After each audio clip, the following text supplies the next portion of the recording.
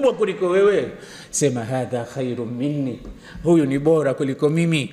Liannahu, kwa sababu yeye sabaqani fil khairat, ameshazifanya khairi nyingi kabla mimi sijazaliwa.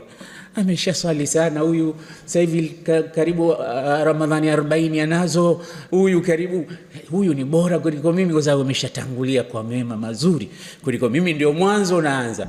Ukiwa na policy hii, hutomdharau mtu akiwa mdogo au mkubwa.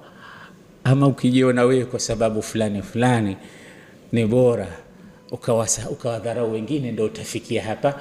Yule hataki swali, sala zake hazikubaliwi.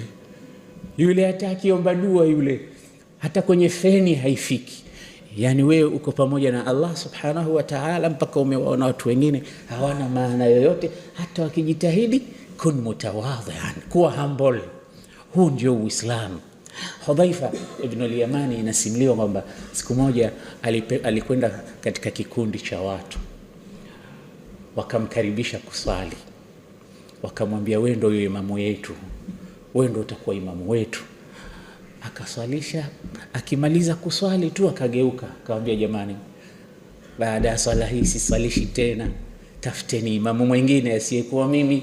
Nilipomaliza kuswali tu nafsi yangu inaniambia eti hamkupata mtu bora kheri kuliko mimi, mkanichagua mimi ndo niwe imamu wenu. Kuanzia sasa, ima mtasali wenyewe, mtafute